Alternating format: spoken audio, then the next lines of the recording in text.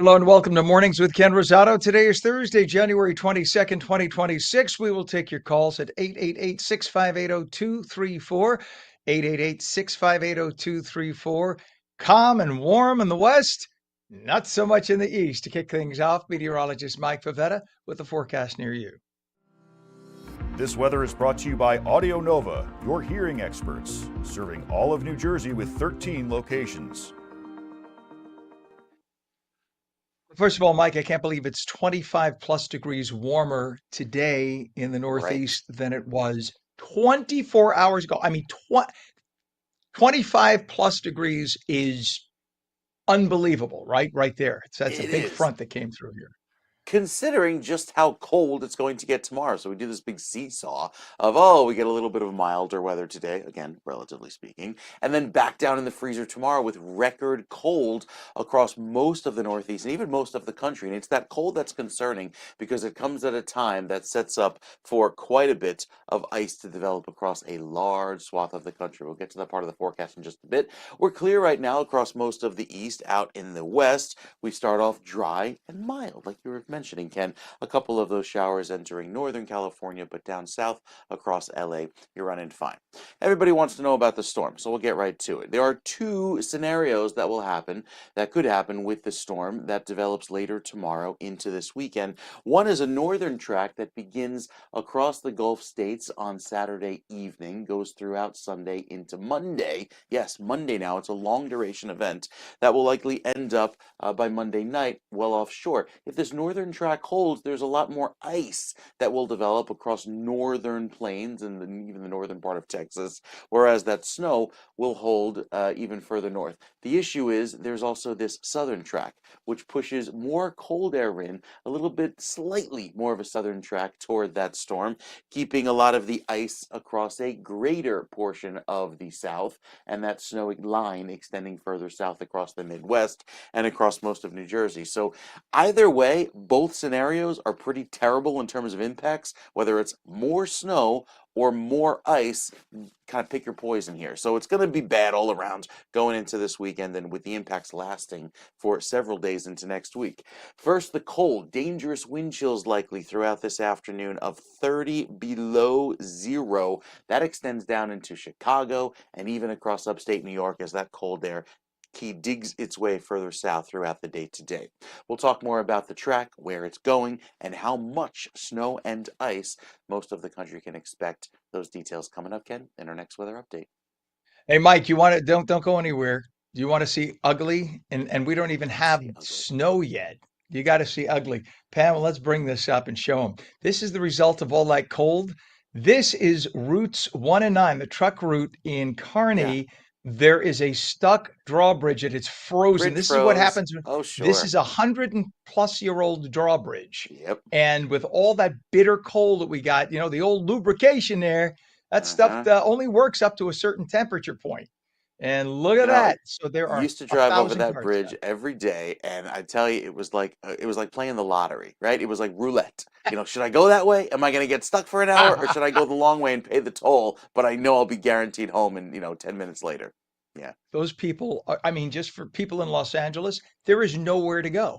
You can't Yeah. back off. There's no No, shoulder. no, no, You no are shoulder. as stuck can be right there. So that could, who knows? They may have to Mhm. back people off, right? That's how bad that could get. Ugly. Well, I thought I would share. See, I'm a sharing kind of guy. The other thing I'm going to share, I'll give you a sneak peek because you're my buddy Mike. Today is National Blondie Day, and we're going to do a I story on it later. heard. And your buddy here, instead of going to bed at 11 o'clock last night, decided to make homemade blondies. Look at that. So we will do the on-air sample. I'll have to send some to you. We'll see. We'll Okay. try to get them over to you between now and the end of the show. All right, Mike. Thank you, sir. Just We'll don't check take the back with bridge. you. No, don't take the bridge. Not the drawbridge for sure.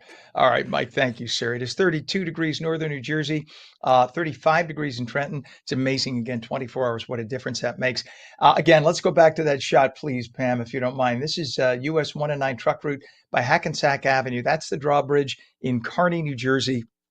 And that bridge has been stuck for over an hour in the up position. Those cars there, these people, you got to go to the bathroom. You want to cut a cup of coffee. They can't go anywhere. They are elevated over water, 100 feet in the air. They are stuck. So hopefully they can figure something out, back them off or something. But that is going, not only will that cause a mess there, all the residual roads and all the alternate routes now that people are going to take to avoid that is a mess. For those watching from California, if you look at the little cluster of buildings to the left, that is actually Manhattan. So you see the little cluster there is Hudson. It's called Hudson Yards. And then off to the left, you see the rest of the skyline of Manhattan. So that's what these folks are stuck in. They're trying to get over into Jersey City, and then they could make their way into Manhattan, but they are stuck. All right, we'll be following that all morning because already I see the Pulaski Skyway, of course, is stopped, and all the approaches. The Turnpike is going to be a mess. This is going to be interesting, and we don't even have snow here yet. Just wait. All right, the Hudson River approaches right now, Lincoln and Holland. Right now, they're saying 25 to 30 minutes. GWB, not so bad. I mean, it is heavy, but it is moving. That's only about 25 minutes. That's actually not bad at all. Enjoy it for now. Over to the West Coast, we have a collision in central LA, northbound 110 at 10. We also have a wrong way drive. You guys get a lot of wrong way drivers in LA. I think the entry ramp, either they do too much drinking or the entry ramps are in the wrong direction or too easy to access. I-405 south by Howard Hughes Parkway off ramp. And then you have, let's see, you have a report of a fire at Cahuenga Boulevard at Lancashire Boulevard, and that's in LA. Of course, we'll keep you updated through the morning. But again, for the Northeast, for New Jersey, it is the 1 and 9 truck route by the drawbridge in Kearney that is stopped. It is stuck up. Who knows how long that'll be the case? So just beware. 7:07 right now, East Coast 407 West. As Mike was saying, a major winter storm forecast to sweep across much of the U.S., bringing snow, ice, and bitter cold. Snow and freezing rain could stretch from the southwest through the Midwest to the East Coast.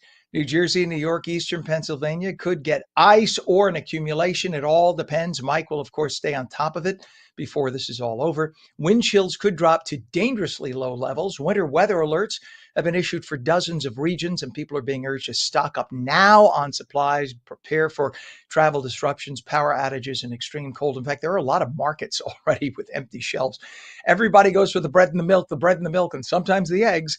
And it's funny, I did a story years ago. I've told Mike this story on the air when I was at Channel 5 in New York, where I interviewed people right before a snowstorm and said, what are you getting? And they said, bread and eggs. And I said, and milk. And I said, do you drink milk or eat bread and eggs? And they laughed and said, no. I said, well, then why are you getting it? They said, that's what you do in a winter storm. I guess you could survive on that if you have to, but you don't necessarily want to. I don't know. Can make toast and eggs. 8 minutes past the hour as President Trump increases efforts to make Greenland part of the U.S. The latest national polls show a lot of Americans oppose taking over the massive and crucially strategic island, although I think this is going to change now that the way he's looking to take it over has changed. And now that we know that it is a necessary thing, we need this for our security, Canada's security, and the free world's security. I think President Trump communicated it in a Trumpian way. The other thing is Trump always asks for 1 million, knowing he only needs 1,000. Then he backs down to 500,000. They grant him 300,000. He gets the big win.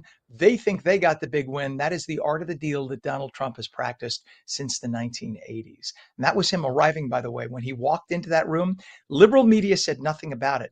Literally, he got a standing O from everybody in that room in Davos. So if you think that he's, when I get into taxis here, don't you think Trump's an embarrassment to us around the world? Well, not so much there. The world leaders were on their feet, clapping and seemingly loving him. Either that or they were kissing his ass, one or the other. It is 7:09 East Coast 409 West. There's a new lawsuit filed in Los Angeles that says Los Angeles schools discriminate against white students under the city's long-standing desegregation policy. The suit says that whites suffer inferior treatment and calculated disadvantages in LA public schools, which enroll a majority Black, Hispanic, and Asian students. A lot of white people send their kids to private schools. The conservative group that filed the suit, the 1776 Project Foundation, is challenging decades-old desegregation rules in the LA Unified School District that critics say continue to divide students along racial lines. A Tennessee man has been convicted of committing a series of bank robberies throughout Memphis, one of which ended in a shootout in 2023. Officials say the man on your screen you saw there, 45-year-old Mario Patterson, looks young for 45, also was found guilty of joining a conspiracy of 8 people that robbed a total of 5 bank branches. Between April and December of 2023, Patterson and his co-defendants made the heists, and they even tried to rob the same bank branch twice. Imagine, oh no, not you again. In all, the 5 robbed 160 grand, according to officials. A majority of Latin Americans supported the U.S. raid that captured Venezuelan President Nicolás Maduro. Support was strongest in countries heavily affected by Venezuela's crisis, including Peru, Chile, Colombia, Brazil, Argentina, Panama, while Mexico was more divided. Of course, Mexico is run by drug cartels, likely connected to the cartels running Venezuela. So they're the ones that weren't so happy. Everybody else seems to be very happy. And nearly 4 years ago in Texas, during the Uvalde school shooting, school police officer Adrian Gonzalez arrived at Robb Elementary School. That's the man on your screen. More than a minute before gunmen entered the building, but the man stood accused of having neglected his duty and training. He was charged with 29 counts of child endangerment. Well, that was thrown out yesterday, so he is no longer charged with those crimes. A number of students died. They were slaughtered in that school shooting that happened 4 years ago. 376 law enforcement officers were there, and 19 students and 2 teachers were killed. And the Supreme Court heard arguments over President Trump's attempt to fire Federal Reserve officials, including the woman there on your screen. That is the governor, Lisa Cook, governor of one of the branches. Justices scrutinized the legal limits of executive authority over independent agencies. In other words, how much power does a president have to fire people if they're under the executive branch but semi-autonomous? The Fed is set up with a level of independence. Right now, the way it looks, the justices may be siding with her, and she may get her job back. And finally, one of Jenkinson's Aquarium's most beloved residents. Jenkinson's is on the Jersey Shore, for those in California, a beloved place. And this guy right here celebrated a major milestone. His name is Shadow. He's an African penguin, turned 40, making her one of the oldest African penguins in North America. Actually, she doesn't look a day over 30, if you ask me. And she's one of the original 6 penguins to call that place home. Over the decades, she's educated thousands of visitors. Good for her, and happy birthday. It is 13 past the hour. When we return, best-selling author Lindsay Manfredi helps people move from chaos to clarity. We'll explain that and have more on the winter storm when we return.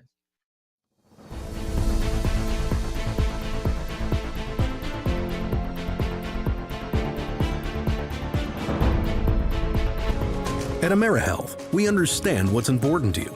It's why we offer some of the lowest cost health plans in New Jersey, with access to one of the state's largest networks of doctors and hospitals. Plus, with free 24/7 virtual care, you can see a doctor anytime and anywhere.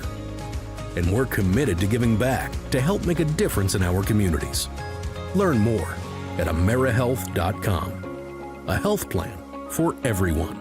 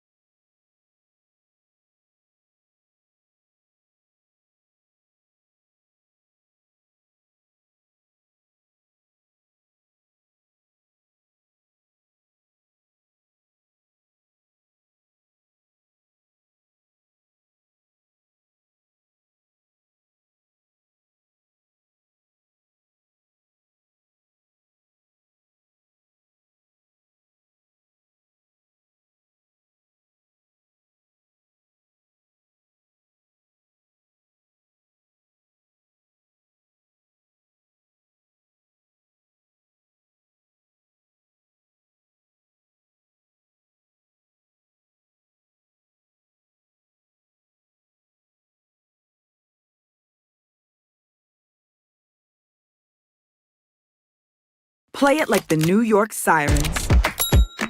Live in the spotlight. Etch your name in lights. Embrace the noise. And when it calls you, turn it up. Get louder. Play it like they'll hear us everywhere. Because this is our team. New York Sirens. Play it big.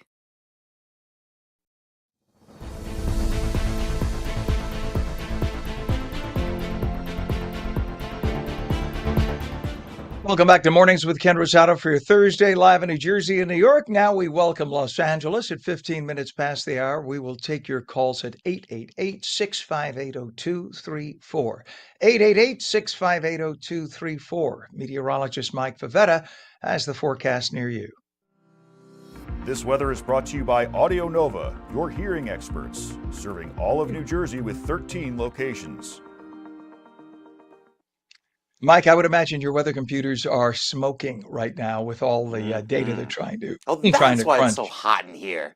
Knew there was a reason. It is. They are on fire. It is all about the impressive amount of not only snow but ice that comes in, and that's the concern. You can plow snow, but it's the ice, the freezing rain sticking to the power lines, the trees for so much of the country. That is a big concern going into this weekend, especially with the amount of cold air that's in place. You see the clear sky over the Northeast. That is another round of cold today after a little bit of a milder trend earlier yesterday into last night.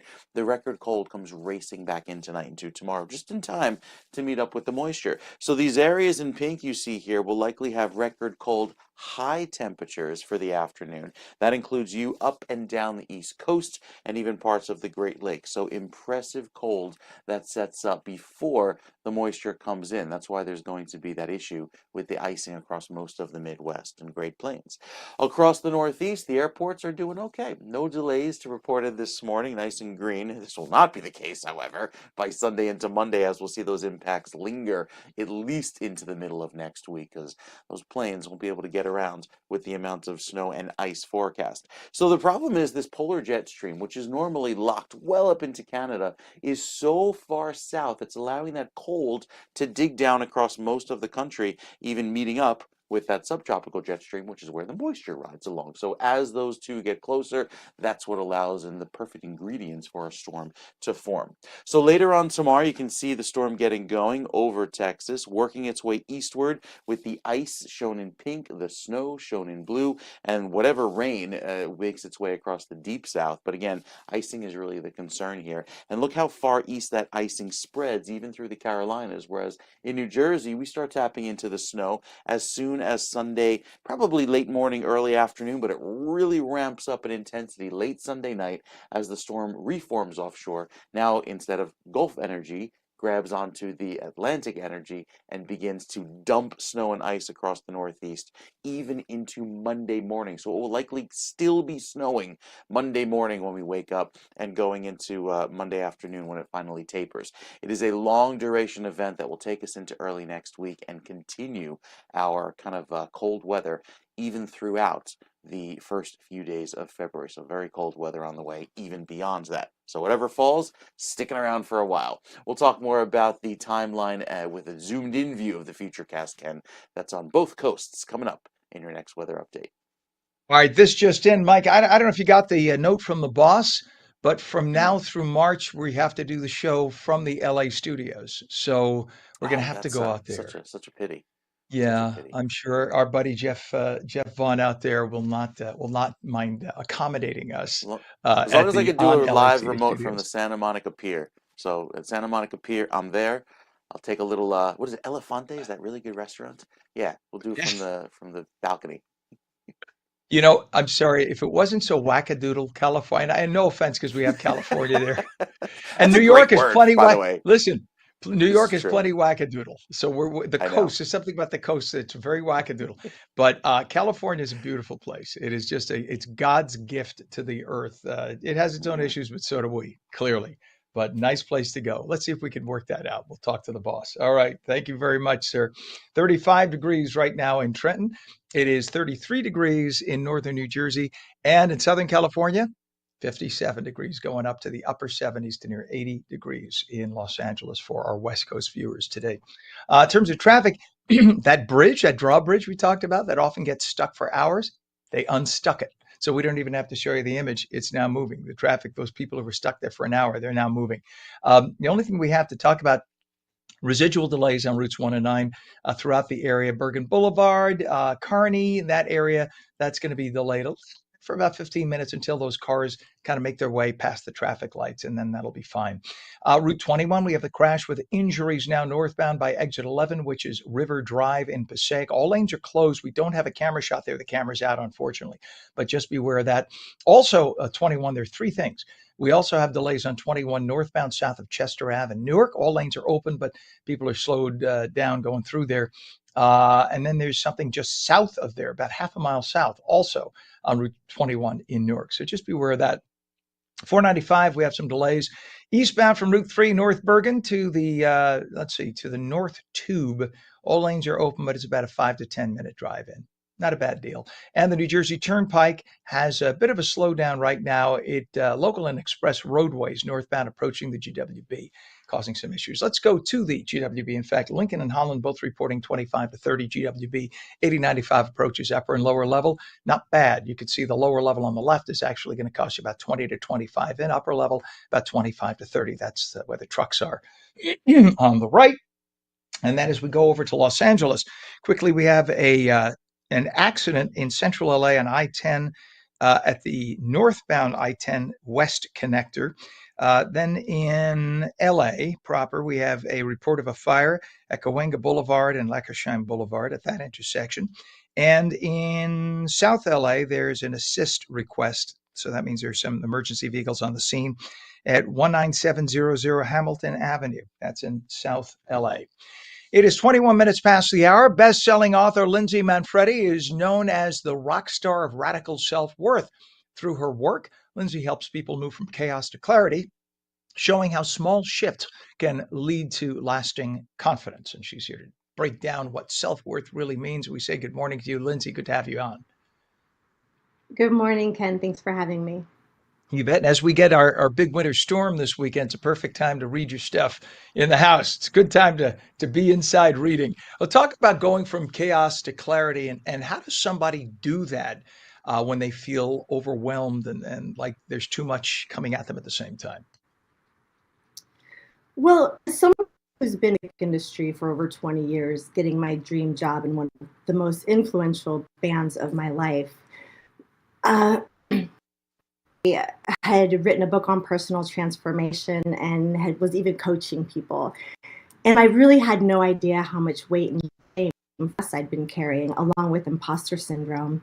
And it really took me being in a very bad relationship, always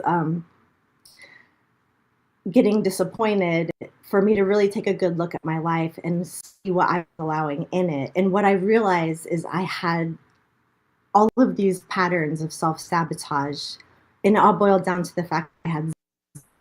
And so I started making micro pivots in everything that I was doing. I stopped self-sabotaging. And I was writing a book, and through writing the book and through the changes that I made in my life over a year, I've really come to this embodied worth aspect. So I help lead others in doing that. And thankfully so for all of us. What is the difference, would you say, between confidence and self-worth? And you do describe the difference between the two, right? Absolutely. Well, confidence is external and self-worth is internal. Confidence is saying, well, yeah, I can do this thing, but self-worth is, well, I deserve love and respect and everything that I deserve just because I exist. Self-worth is built on skills. Confidence is built on identity. Self-worth wavers or confidence wavers and self-worth doesn't. So confidence, pardon me, excuse me, I have a little frog in my throat. Confidence is something you go in with, and self-worth is something based on what you can see the results are, right? So whether you have, and I could be wrong, so correct me if I am. So when you do something with confidence and you see that you did the right thing and what you're doing works, then you can develop self-worth. Does that make sense? Or did I get that right? Well, self-worth is the unshakable belief that you deserve love and respect. It doesn't really matter what you do. Self-worth is how you talk to yourself and how the decisions that we make on a daily basis show usually show what our self-worth is. So if we're doing things, when we're talking down to ourselves, when we're self-sabotage, doing the things that aren't aligning with who we are, that's usually an indication of whether or not we have good self-worth. And you talk about the rock star mindset. So how does that help people turn their past challenges into purpose?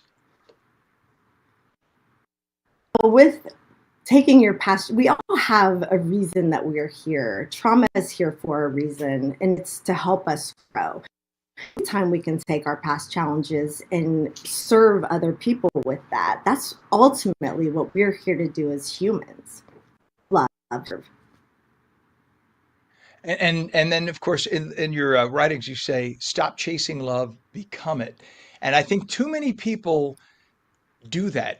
We all know that person or those people who even go from relationship to relationship. I had a friend, pardon me, used to call me and spend an hour on the phone saying, I found the person. Oh, I'm in love. 3 weeks later, would call me bawling and crying. And this pattern went on for about 5 years. Finally got married, by the way, just recently. But this pattern would go on and on. Is this common among a lot of people? Oh, absolutely. That's why the book is called The Girl Who Cried Love, because I would always be in love. I was in love with the idea, and I was chasing it. And I really wasn't truly the person I needed to be to attract the kind of love that honored me and served me. And so The Girl Who Cried Love, A Pivot to Self-Worth, the book, is my story going. It starts from my childhood, and it's pretty, I don't want to say salacious, but I'm sharing love. I get that. I get that. And, to somebody on the outside, and we're down in our last few seconds, you're a beautiful, super intelligent person with great insight. And I think anyone on the outside would look at you and say, no, that couldn't be you. So that's why I'm so glad you shared this personal information with the world in your writing so that everybody, male, female, can read and realize that we're all human and we share so much in common. Please give us a website so we could get the book, read more about this, and learn more.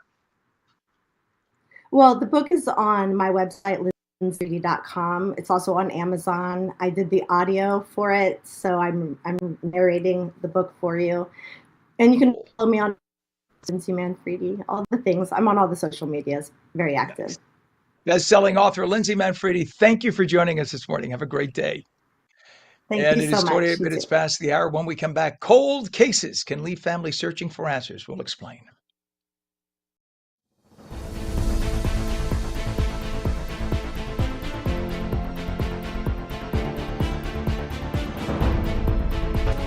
At AmeriHealth, we understand what's important to you.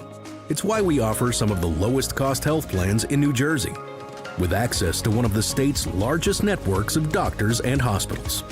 Plus, with free 24/7 virtual care, you can see a doctor anytime and anywhere. And we're committed to giving back to help make a difference in our communities. Learn more at AmeriHealth.com. A health plan for everyone.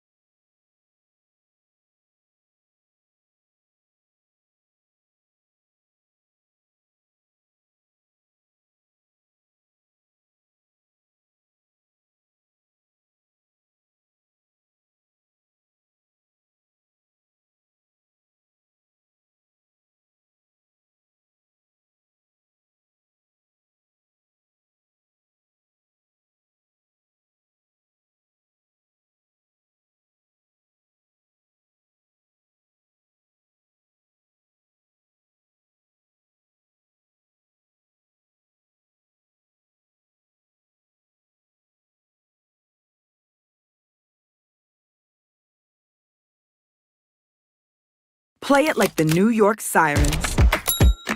Live in the spotlight. Etch your name in lights. Embrace the noise. And when it calls you, turn it up. Get louder. Play it like they'll hear us everywhere. Because this is our team. New York Sirens. Play it big.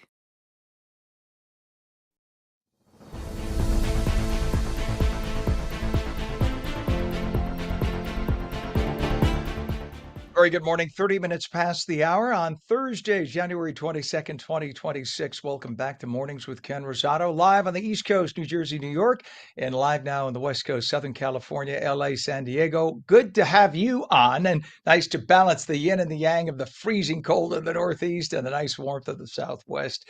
Meteorologist Mike Favetta has the forecast near you. This weather is brought to you by Audio Nova, your hearing experts, serving all of New Jersey with 13 locations. Well, Mike, a buddy of mine who is the spokesperson for, I probably shouldn't say, one of the LA communities. I don't want to put him on the spot. Okay. He said that he is watching us right now because he gets up early. He gets in at like 6 o'clock local time. He's All the right. PIO, as we call it in the business. For this one city, and he's laughing at the weather because he says, "Yeah, it's going to be near 80 here today." I said, "Yeah, Mike told Isn't me." that nice? Well, we don't have any Love it. earthquakes here today, so we'll just go and freeze in place. They had another one in India overnight, by the way. I The one we saw. reported Yeah. yesterday, 4.9 yesterday, hmm was 3.4 something today. I'm just hoping that doesn't indicate something to come. But that's a whole other story, a On whole other our show. onlaca.com website, we can get the live stream of weather, and it shows the earthquakes that have shown up in the last 24 hours. So a little Interesting. tidbit for you. You don't have to go very far to get your latest earthquake information.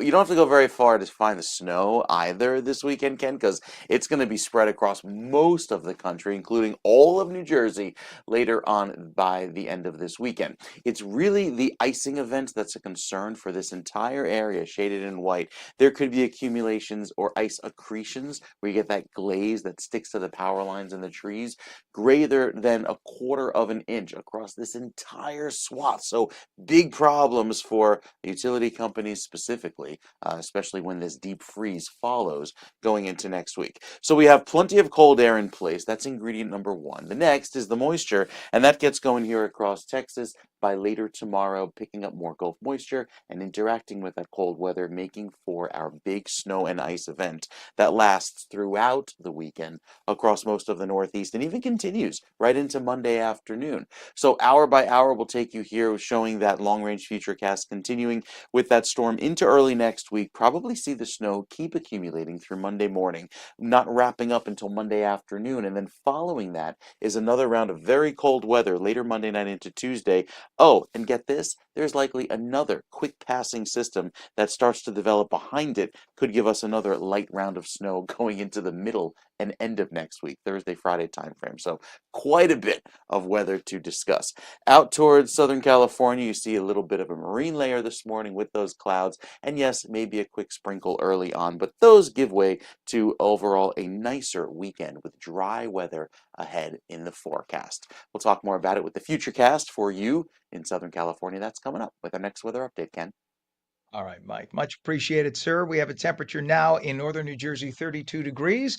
Trenton, it is 35 degrees. Down in Vineland, it is 30. And at the shore, we have Cape May at 34 degrees right now. We go to the West Coast and look and see California, 57 in Los Angeles, going up to the upper 70s. In terms of traffic right now, our issues are all on Route 21 for the most part. There's a crash with injuries. Well, the nearest camera we have is about a mile away from that crash, and it's a pretty shot. So we might as well show you that. Isn't that nice? That'll give you a little inspiration in the morning. But about a mile, the cars coming towards you are driving into what this is. There's a crash with injuries, Route 21 northbound at exit 11, which is River Drive and Passaic. All lanes are closed there. So those folks are going to be exiting off within a mile from that. We have delays now. New Jersey Turnpike Eastern Spur northbound exiting at interchange 16E. That's in Edison. All lanes are open, but slow going through there. And we have delays now on 22 eastbound from Morris Avenue in Union Township to west of Bloy Street and Hillside, all lanes open. Again, a lot of rubbernecking in that vicinity. Your Hudson River crossings, Lincoln and Holland both reporting 25 to 30 minutes across. GWB upper and lower levels starting to slow down a little bit. The upper level on the right, lower level on the left, and it's going to cost you now about 35 minutes in. Not the worst, but obviously could be better, so we'll keep our fingers crossed. Over to the Los Angeles traffic right now from our office there in central LA. We have a report of a fire now on 110 at West Manchester Avenue by the East on ramp. We have a wrong way driver in West LA on I 405. Southbound by Howard Hughes Parkway off ramp. And then we have an assist with maintenance, meaning there's emergency vehicles on the side of the road. This is at 19700 Hamilton at South LA. It is 35 minutes past the hour now, 7:35 East, 4:35 West, and cold cases can leave families searching for answers for decades. But one journalist is working to make sure those stories are not forgotten. Amanda Denise, a former TV news reporter and anchor, after my own heart, with ABC and Fox affiliates, and the creator of Cold and Untold, a true crime multimedia platform focused on unsolved cases in North Carolina. She joins us this morning, and we say good morning to you, Amanda. Good morning. Thank you so much for having me here this morning. You bet. When I saw that you were coming on, I got excited because I was an anchor reporter for WABC in New York, the ABC station in New York, for 20 years. And then before that, I was an anchor reporter for the Fox station, Fox 5, WNYW in New York, for years. So I said, oh, I got former ABC and former Fox reporter and anchor like me. So we share that in common. But you took Yes. your journalism skills now and you created a platform. As you and I both know, our friends in the industry are all losing their jobs, right? The industry is just collapsing. So it's great that you did this and created a platform. But you're really helping people out. Talk about how your storytelling can play such a pivotal and powerful role in helping to solve these cold crime cases. Yes, well, thank you. So, storytelling, as we know, can activate public memory, right? So, as a journalist and podcaster, we are interviewing these people, investigators, family members, friends, and we're gathering these facts and we're turning these stories into compelling narratives for listeners and for viewers. And what that can do, that can spark a memory. Oftentimes, people can hear a podcast episode or see a news article and they're like, oh, I remember this case, or this happened up the street from where I lived. And so storytelling is pivotal because what it does is that it reminds people that, hey, these victims still need justice, these families still need answers, and that law enforcement still needs you to come forward with information. Yeah, and I'm sure you, as a former reporter anchor yourself, I'm sure when you showed up at a crime scene and you talked to the neighbors, those who would talk, right? Because a lot of people say, I don't want to talk, I don't want to talk. You get that. But those who would talk, you get some who say, oh, yeah, they were always fighting and the police were always here. Those are the people who tend to take note, right? The other people, oh, the ones who say, oh, we never have crime in this neighborhood, those are the ones you ignore. But that's a good soundbite. But those people who point out that the police were always here, those are the folks who probably have memories. So have you found that that you approach these people or you get responses from these people when you bring out those old stories again? And what are some of the cases that have been solved as a result of your actions? Yeah, absolutely. So currently what I do, I work to bring awareness of these cold cases. There are a lot of cases that stand out to me, and I reach out to people in the communities, family and friends, and it's like, oh yes, I remember this case. And oftentimes they do want to talk about it because many of these people, they do want to see these cases solved. One case in particular that I'm currently, I am in contact with this victim's mom. His name is Dennis Hill. He was 22 years old and he moved from New York to attend A&T State University in Greensboro, North Carolina. He was shot at close range in the breezeway of his apartment complex. And it's one of those cases where the investigator has told me personally, like, hey, we really need somebody who knows information to come forward to help us solve this case. His mom said something that resonated with me. She said, I sent my kid away to college not knowing that he would come back to me in a body bag. So these families are still hurting. These families are still looking for community support, and they oftentimes feel forgotten by law enforcement, and they need them and they need us. So what is it, Amanda? Is it just that the detectives are so overwhelmed with the current cases that they can't always be working on the stuff that they just hit so many dead ends. They said, you know what, I got to put it aside and work on what's in front of me now. Is that what goes on? There are so many challenges. Currently now, I am a civilian investigator with the Kinston Police Department, and I have seen firsthand, they have so many other things that they have to tackle. And then there's case files from decades and years that are sitting on these shelves, and they need people to come in and help them. So that's why I say, families should understand the challenges too that law enforcement faces. They are overwhelmed, they're short staffed, and they're doing the best they can, but they're trying to bring in, like the Kinston department is trying to bring in civilian investigators like myself to take a look at these cases so that maybe we can help them solve them with a fresh set of eyes. Yeah, and that's awesome. The difference between, say, you and a detective, and you're doing detective work clearly, but because they're so overwhelmed, and they also have boundaries that may be different from our journalistic boundaries, they're kind of more prohibited or inhibited. Whereas you're free to maybe talk to more people and ask certain questions that they can't ask, and the combination of you helping out with them, that I could see how this is really, bringing to light a lot of these old cases and could help solve a lot of them. Talk about the mental health toll that these cases can take on families who for years are wondering whatever happened to their loved ones. Oh man. So, I mean, it takes a toll on you. Anything that you don't know what happened, right? The unknown, I think, is the worst. There is one case out of Lexington, North Carolina, and I built relationships with all of these families. And so the daughter is in her adulthood now. She's married with 2 kids, but she realized that her mom was a missing persons case when she was 16 years old. Can you imagine? So now she has spent all of her teenage years into her adulthood trying to find out what happened to her mom. Not to mention, she feels guilty if she isn't looking into the case. Many of these family members have become their own investigators. They have case files themselves, and she feels guilty and overwhelmed. Her kids are asking, where's my grandma? And so it does take a strong toll on these families. The unknown for them, I think, is the worst. That is amazing.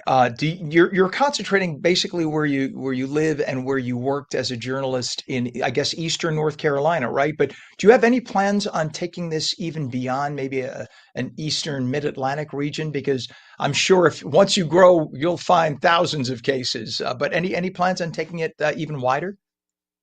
Absolutely. So I started here. North Carolina is where I'm from. So it just made sense for me to start where I'm planted. But there are so many unsolved cases all over. And so I am looking to expand.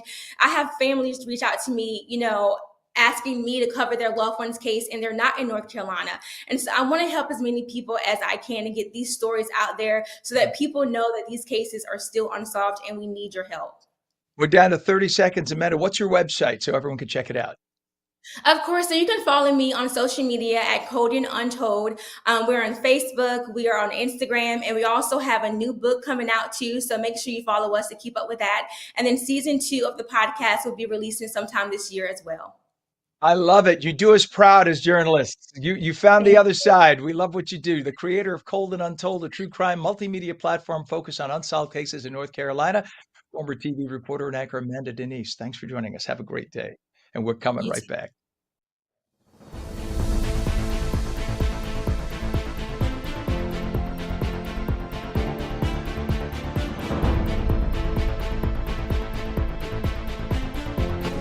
At AmeriHealth, we understand what's important to you. It's why we offer some of the lowest cost health plans in New Jersey, with access to one of the state's largest networks of doctors and hospitals. Plus, with free 24/7 virtual care, you can see a doctor anytime and anywhere. And we're committed to giving back to help make a difference in our communities. Learn more at AmeriHealth.com. A health plan for everyone.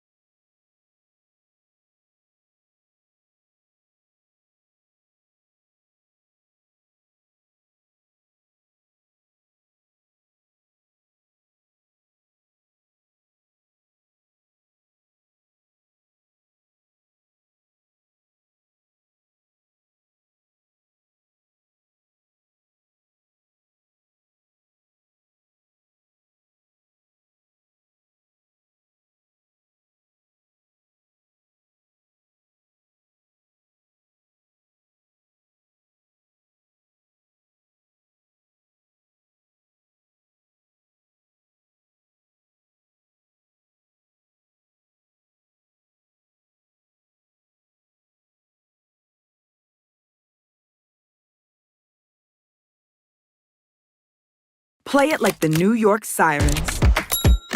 Live in the spotlight. your name in lights. Embrace the noise. And when it calls you, turn it up. Get louder. Play it like they'll hear us everywhere. Because this is our team. New York Sirens. Play it big.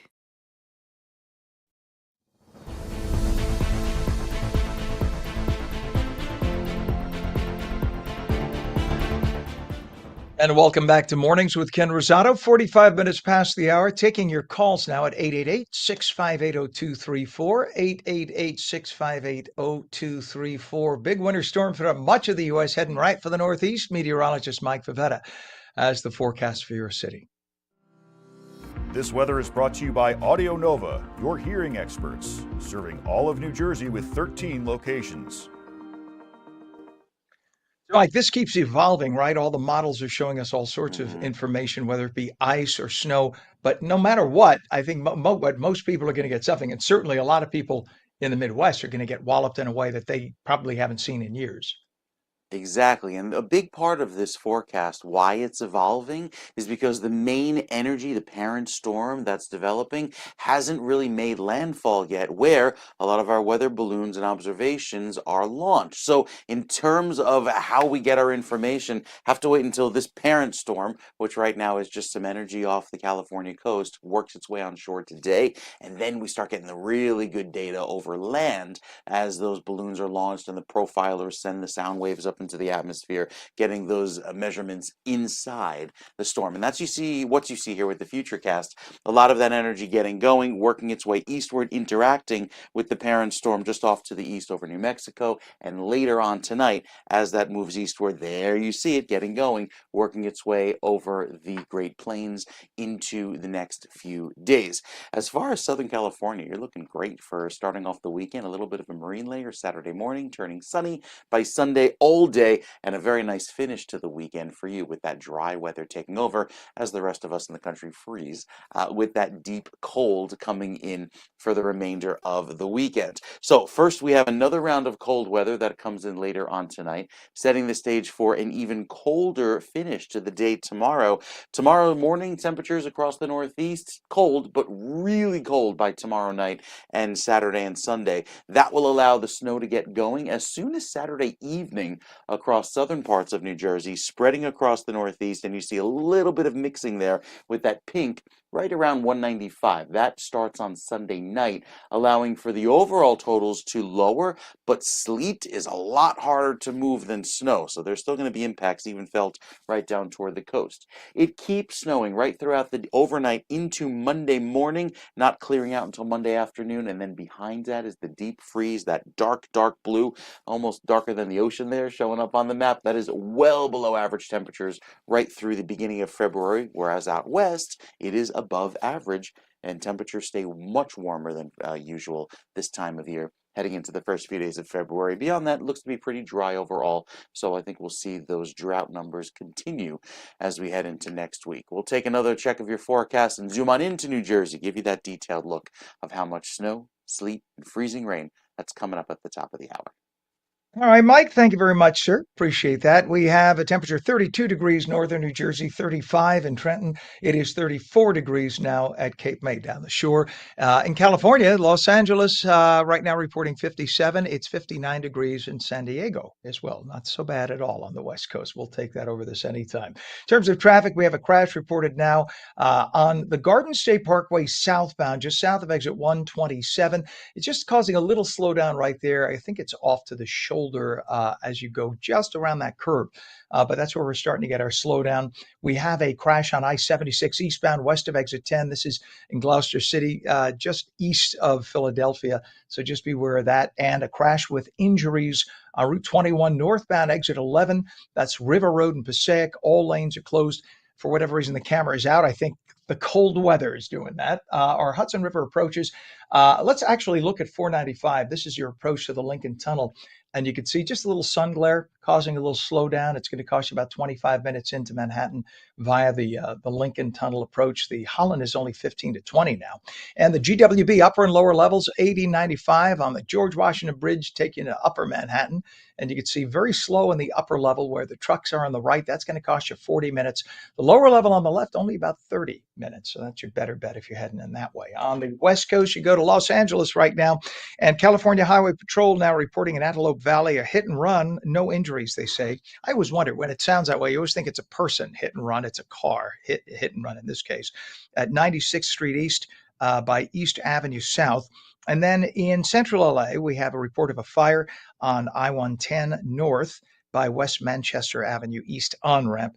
And then there is a closure of a roadway. This is in Baldwin Park, northbound 71 at Gary, so just be aware of that. It is 50 minutes past the hour, 7:50 East, 4:50 West, and News Nation's Elizabeth Pran is a wife, a mom, and host of the Raising America podcast. She joins us today to talk about President Trump's trip to the World Economic Forum in Davos, Switzerland, and his focus on acquiring Greenland for the U.S. Good morning to Elizabeth. Good morning, Ken. I have a question for you before we start Yes. chit-chatting. Would you say over the past even decade, there is always a knee-jerk reaction now to every headline that we see, whether it be Governor Andy Bashir, who I am following politically, we might see his name coming up, to European leaders.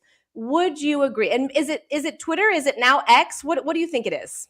Well, look, it started, I think, with the 24-hour news cycle in especially cable news, right? And having worked in local news, you know what happens. Everybody on the morning show looking to advance a new story because the bosses don't want you to just keep doing the stuff from 11 o'clock. So you look at what the big paper locally is doing. You kind of think about that. You do the big story, and then that becomes part of the news cycle. So that's why I think that's happening. I think you're right. So I look at what happened in Davos. And of course, like you said, I'm coming at it from a perspective. I was in the anchor chair in DC during the 2016 administration. And now I'm a mom in Atlanta due to a myriad of reasons, relocated, but I covered this last election as well in the field. So I'm looking at it now from a reporter's perspective and also a mom. So I'm looking at the controversy when it comes specifically to Greenland, right? So from my perspective, as opposed to 10 years ago, is now I have kids. So what is their future going to look like? Why is he so interested in Greenland? Geopolitically, what type of threats are there coming from Russia, coming from China? And we talk about energy, these rare earth materials. So what I am seeing play out in Davos, and you could agree or disagree, is listen, the art of the deal. Right? Look at these threats, right? We have a 75-minute speech. Don't you think he wanted to elicit an emotional response? Take a step back. What are the goals here? If you come at a compromise, it's right here in the middle, but your argument's way over here, right? That was sort of my take from Davos. What do you think? I agree. I had to read The Art of the Deal shortly after I got out of college. I remember a former professor saying, if you want to excel in journalism, read this. And I said, what does this have to do with journalism? He said, read this. This applies to all aspects of your life. And then I later got a chance to interview Trump way before he was president. And we talked about it. And he lives the art of the deal. So people don't get it. He speaks hyperbolically. He says things like, I'm going to buy the moon. And you look at him like he's crazy. No, what are you doing? He wags the dog. People still fall for it like a bunch of idiots. They fall for it. He says this, knowing he'll settle here. And then when people come back here, they think they've given up, or he's given up a lot, when in terms they've given up everything. That's the art of the deal. You ask for this, you end up here, and you'll be better off than where you were. And I think that's what Trump is doing. He wasn't going to go in with military and take over Greenland, but maybe we'll give them money. Hey, there are 57,000 people in Greenland. If we gave them $25 billion, put $500,000 in the bank account of every man, woman, and child there, you know what they currently make a year on average? $11,000. Do you think they wouldn't want $500,000 in the bank? Yeah. I think that's why, what do they say about money talks and BS walks? Right there. Yeah. And you think about it from a European perspective, when we have all those rare earth metals, do you want them coming from China or do you want them coming from the United States of America? Right. I mean, I'm just thinking of longevity here when we talk about the security of our kids and we talk about where we're getting these resources. And you're looking at this very, very long-term goal. Did I expect that reaction from Europe? I mean, look at what he said about NATO in the past. Look at what he said on the campaign about NATO. And also, what about NATO does need to be maybe rehabilitated, right? Well, the fact that the US is paying two-thirds of the bill, and we used to pay even more. We used to pay about 85% of the bill. Billions. This is why when I hear my friends say, well, look, if we move to Sweden, we get free healthcare, we get free college. Yeah, it's because you and I are paying the taxes to support their asses. That's why we're paying billions so that our military protects them from becoming just another annexation of Russia. People just don't get that because they don't see outside their little xenophobic world that this is why we don't have all the freebies, because we're the reason why Europe can afford to be socialist is because we're the big daddy propping them up. Well, and they enter an echo chamber, right? You hear that a lot with folks who go to Canada because they feel like our healthcare system is broken. Now, don't get me wrong. You and I could do a whole Right. podcast on the healthcare of the United States. But you go to Canada and then you wait 7 years to get into an appointment. I'm just saying, the grass isn't always True. greener. And the structure of the United States is hugely different, right? This is a democracy. There's 50 states, there's 50 independent governors and governments, right? In their own states. So it's hard to just say it's apples to oranges, or excuse me, it is apples to oranges when people say, I'm moving out of the country, I'm moving to France, I'm moving to Canada, I'm moving to Switzerland. It's not always greener on the other side. This is so true, but I think again the hyperbole. 24 hours ago, every cable news channel, I'm pointing because I have a TV monitor right there. Every cable news channel was talking about how sick and awful this man is, and every poll, Americans 65% against Trump. I'm like, nobody gets it. Are you people all that dumb? You don't get what he's doing. And yes, we need rare earth minerals. By the way, we have rare earth minerals in the US, but to get to them, it involves ecological destruction. In Russia, China, where they're mining this stuff, you can't live anywhere within 100 miles, and people are dying getting it. People forget what it takes to get rare earth minerals. But we could talk about that for a whole show. I checked out your Raising America podcast and posted on YouTube. I saw you talking with Dr. Amen about your brain scan. And first of all, I commend you on being so open about your personal life about that. Were you surprised by anything the doctor told you? Well, I was a little bit surprised. I mean, I'm a child of the 80s, so if we didn't do well in school, if we had attention issues, we were just normal kids, right? And so now Right. you're looking at a whole classification of diagnoses that we just simply didn't have. One of my kids was diagnosed with ADHD. It's genetic, and so I went and had my brain scanned, and there's a lack of circulation in my frontal lobe. There's all these things that I could do, reduce toxins. You and I have talked about our diet, right? But what I learned from the scan is simply information I didn't have before. We're seeing all of these new technologies introduced when it comes to I guess I may need your help here. Psychiatry. Psychiatric? There we are. And so all of these diagnoses now you have in a scan, and I really think it's tools that we simply didn't have before. So it's very informative. So if someone's like me and they're a living golden retriever, they can't put the peanut butter back on the top of the can. You are not alone. We just learned differently. We're fully functioning members of society, but it was a really fascinating interview. You should check it out on YouTube. Amen to that. All right. So on YouTube, you got to check it out. Raising America podcast. The host right there, News Nation's Elizabeth Pran. Thank you. And thanks to the good folks at News Nation for letting you come on all the time. We love all this. Cynthia, our buddy Cynthia over there is awesome. We will Grateful catch for you you, again Ken. next Thursday when I want to know about your sourdough. You got it. Thanks, Ken. All right. Have a great day. Thank you. I adore her. She is awesome. 58 minutes past the hour for those on the West Coast. You're watching on LACA. Stay tuned for your local news. If you're watching on New Jersey, we'll be right back.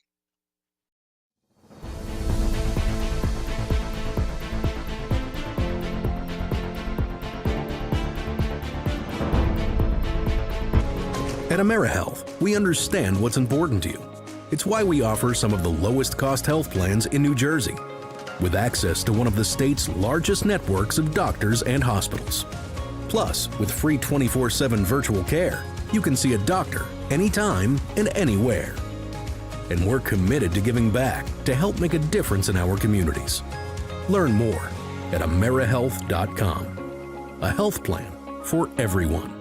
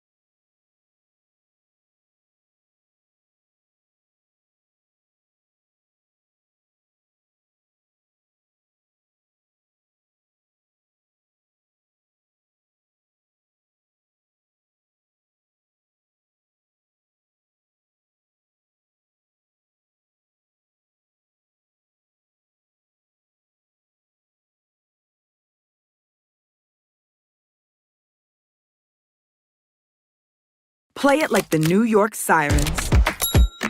Live in the spotlight. Etch your name in lights.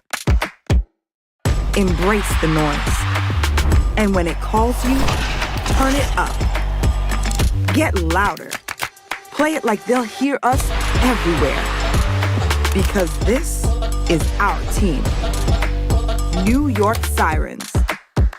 Play it big.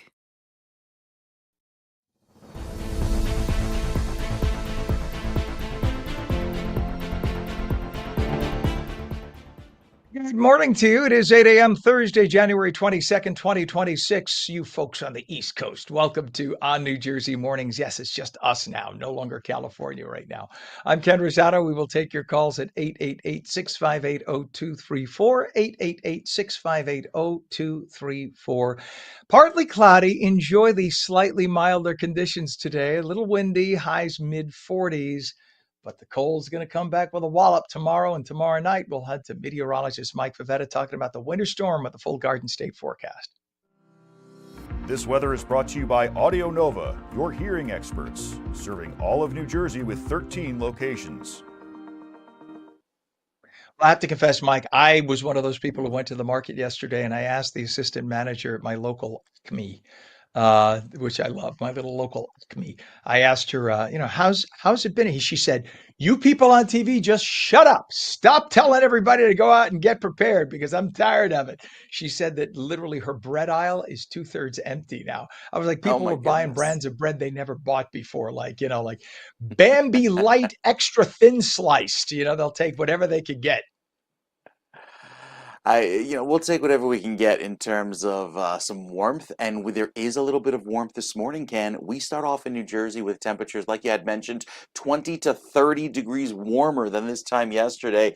Not in the freezer. Temperatures already hitting 40 right now at 8 a.m. in Long Branch, 38 in Ship Bottom, and 41 in Atlantic City. That is a nice change. Even the wind chill, not terribly harsh. The wind chill is actually above the freezing mark at 35 down in Atlantic City, 34 in Mount Holly. Even though it feels like 27 in Morristown, a big warm up on the way. And the wind shouldn't be too harsh. Right now they're under, say, 15, 16 miles per hour. So it is 31 degrees warmer than this time yesterday in Morristown, 36 degrees warmer than this time yesterday in Toms River. A big change, but it doesn't last because we get another round of cold weather after a completely sunny and dry day today with temperatures that will make it up to 41 in Ramsey and Montvale. Heading out to a clinic, maybe get your hearing checked at Audio Nova locations. From Hillsborough and Homedale, 44 degrees, even down the shore to Toms River, 46. That will feel pleasant.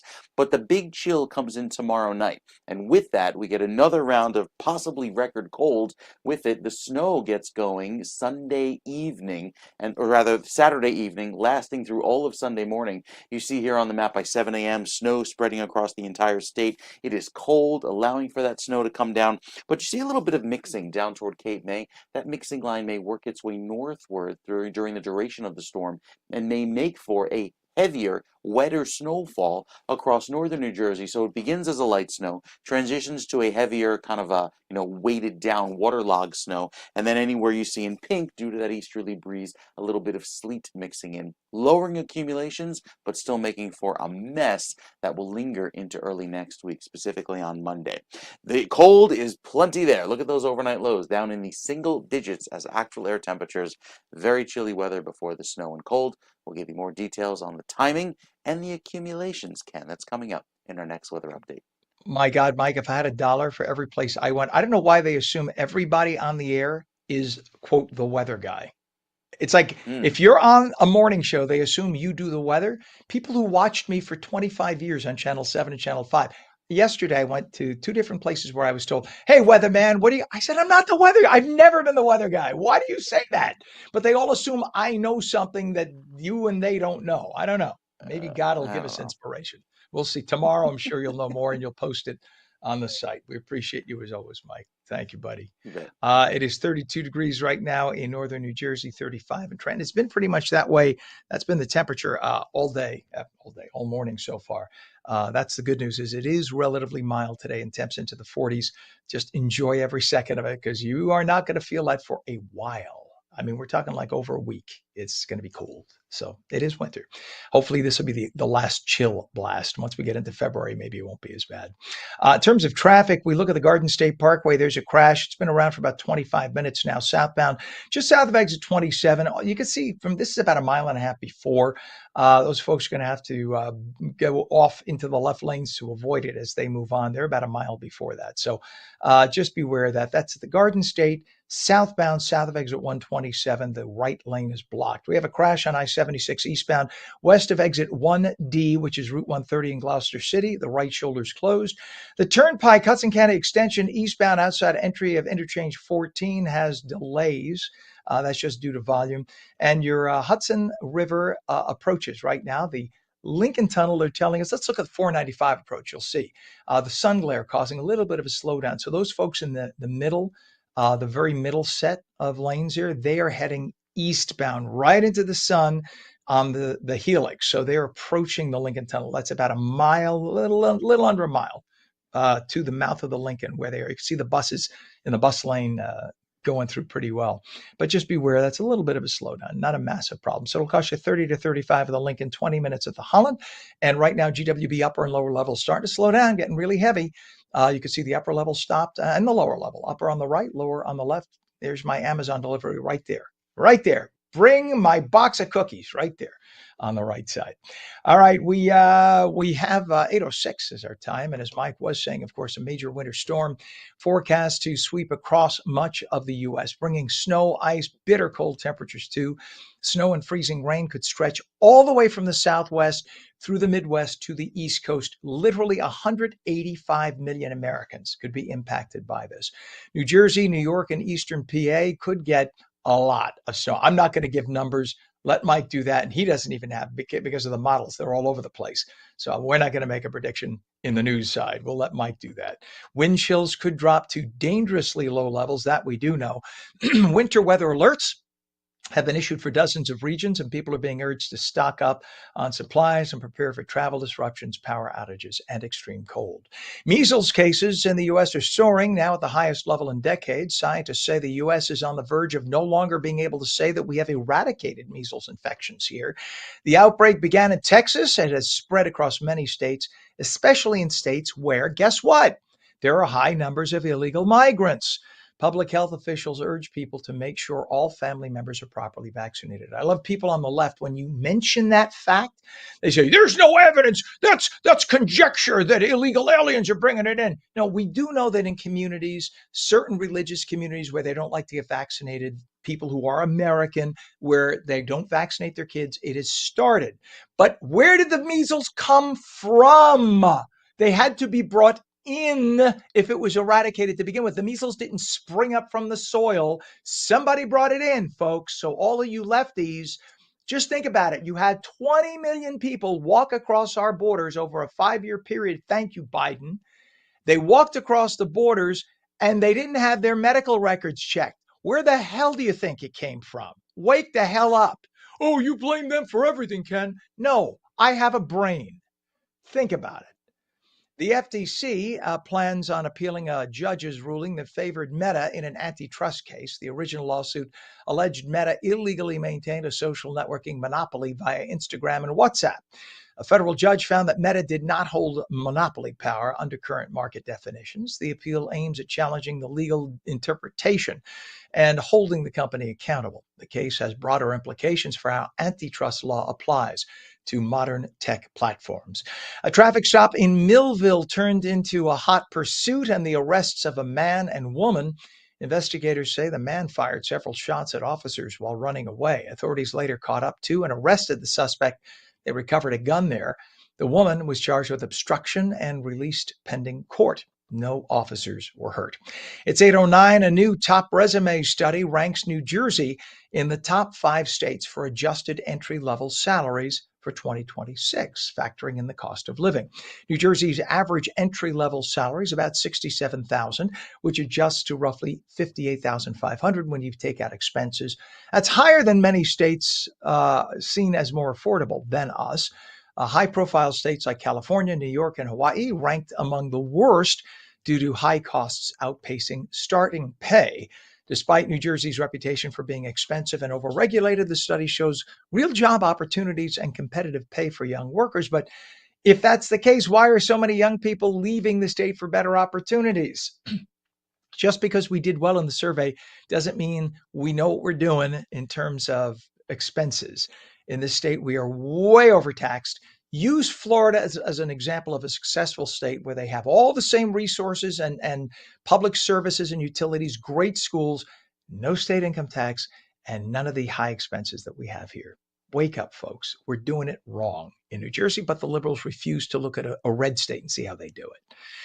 It is 8:10 now. Historic malls like Brunswick Square in East Brunswick recently closed after decades as community staples. Some malls, however, continue to operate or are being renovated to include entertainment, dining, mixed-use spaces, or new experiences. Perfect example is American Dream. American Dream is a kind of a whole community unto itself. For years now, online retail has been replacing the mall as the go-to place to shop. Now, research is showing that when not shopping online for convenience, consumers say they want a whole experience, not just going into a store and leaving. So what's happening to many of the big old mall sites? Many are being redeveloped as mixed-use communities. 8:10, a 71-year-old worker at Infinium's Bayway chemical plant in Linden died after falling into a 6,000-gallon mineral oil vat. The incident occurred while the container was being filled. The poor person drowned in the oil. Fire and police responded. The worker was pronounced dead at the scene. The victim was a subcontractor from Middlesex County. OSHA and company safety investigators were underway to determine what happened and figure out how to prevent it in the future. Well, it is 8:11 right now, and forgive me as I reach behind me. Do you all know what these are? Let's do that. And they're real, by the way. Those are called blondies. And today we celebrate a fun twist on a classic dessert, the blondie. It is also known as the blonde brownie. Instead of chocolate, blondies use vanilla and brown sugar. A lot of it. Just so that you know the recipe, because I made these at 11 o'clock last night. It is literally a stick of butter, and I use the high-tech stuff, the high-test stuff, the Kerrygold. So a stick of butter, a cup of packed brown sugar, a cup of flour, half a teaspoon of salt, teaspoon of vanilla, and half a teaspoon of baking powder. And that gets baked for about half an hour. And let me just say this. I'll take a bite as we go out. It is yummy. They get a rich, buttery flavor. It's often loaded. I put rather butterscotch chips and vanilla chips on top because why not? Brownies date back to the late 1800s with one popular origin tied to Chicago's Palmer House Hotel during the World's Fair, whether chocolate, gooey, or this way. It's the perfect excuse to treat yourself this morning. Sure, that's good. It is 32 degrees, partly cloudy, milder today, a little windy, highs mid-40s. Cold will return tomorrow and tomorrow night. Mike will be back with a full winter storm forecast. I'm coming right back.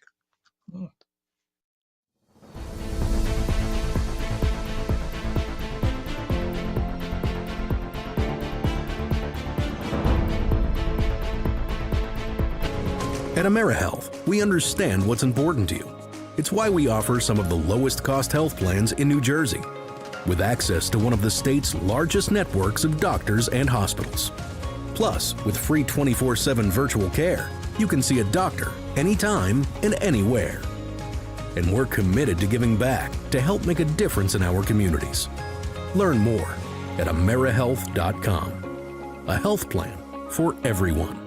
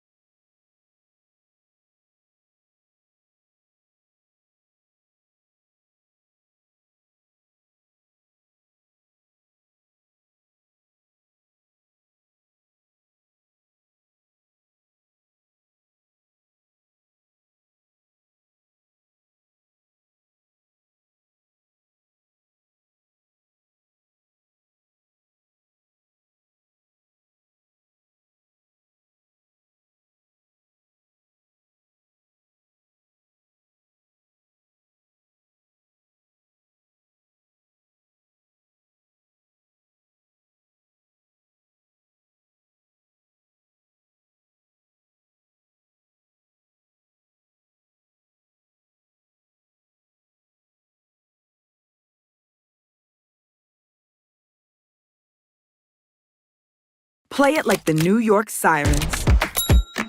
Live in the spotlight. Etch your name in lights. Embrace the noise. And when it calls you, turn it up. Get louder. Play it like they'll hear us everywhere. Because this is our team. New York Sirens. Play it big.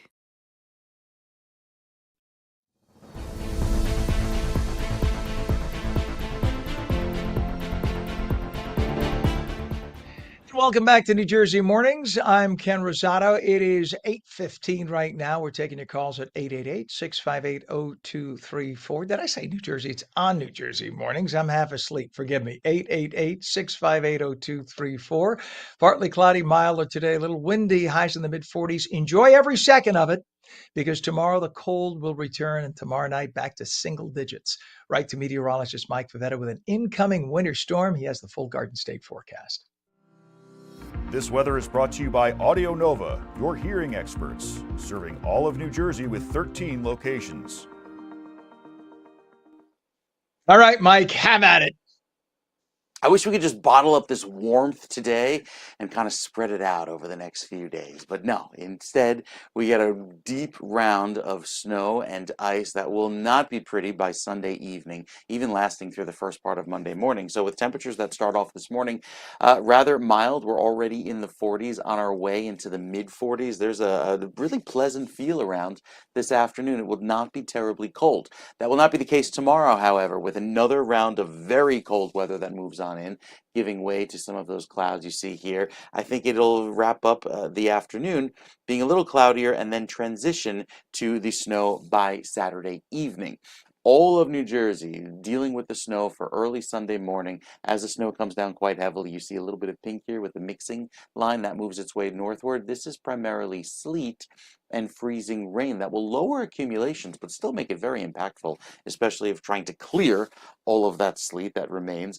Any of that snow may compact down with some mixing and rain that occurs down at the coast. That'll be later for Sunday night into Monday morning.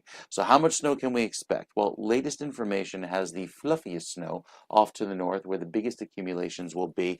I'm thinking on the order of anywhere on either side of 10 inches is a good estimate now. That could go lower where you see more sleet. It could go higher where there's less mixing and there's more fluff. So yeah, the raw computer models look scary, but when you factor in just how much mixing and the density of the snow, it'll ultimately turn a little bit lower, maybe just borderline double digits. The thing is that sleet that will come down, especially later on Saturday going into Sunday, and Sunday night specifically, where that mixing occurs, a half inch to an inch of sleet in southern New Jersey really lowers accumulations, but just makes it so much more difficult to move that snow going into Monday morning. So the weekend forecast, certainly cold. There's plenty of that around for Saturday, and then the snow gets going on Sunday morning. We'll give you more details on what to expect throughout the next few days, hour by hour. That's coming up, Ken, with your Futurecast in a few minutes. So long when you say hour by hour. I don't know. No, I am. I already have relatives calling me from all over, terrified. And of course, the big question, and I'm sure this is all you're getting, is how much are we going to get? How much are we going to get? I Well, keep it's saying been more. several years since 2021 was the last time we had a storm this big, a big one-off event. So yeah, it's been a while. Yeah, I guess everybody forgets. 1 year is all it takes for everybody to That's right. forget. So there you That's have it. right. All right, Mike, we'll check back, sir. I know you got a lot going on, so we'll let you do that. It is 35 degrees in Trenton, 36 degrees northern New Jersey. That's pretty much the temperature, mid 30s throughout much of the state. And again, going up to the mid to upper 40s before it comes walloping down real cold. And then we get that storm heading our way. One way or the other, we're going to get something. In terms of traffic, we have a crash on the Turnpike, Hudson County Extension, westbound east of Newark, the Newark Bay Bridge in Newark. The left lane is blocked there. Crash on I-76 eastbound west of exit 10. I'm sorry, west of exit 1D. It looks like a zero. It's 1D, which is Route 130 in Gloucester City. Right shoulder is closed. And now your Lincoln and Holland tunnels. The Lincoln Tunnel, we're told there are delays at the center tunnel on the New Jersey side. It's 30 to 35 getting across with the Lincoln. The Holland Tunnel is 25 to 30. GWB upper and lower level, 80-95 approaches. Very heavy now. Very heavy. It's funny how day to day you can never predict. So upper and lower level is going to cost you 45 minutes into Manhattan.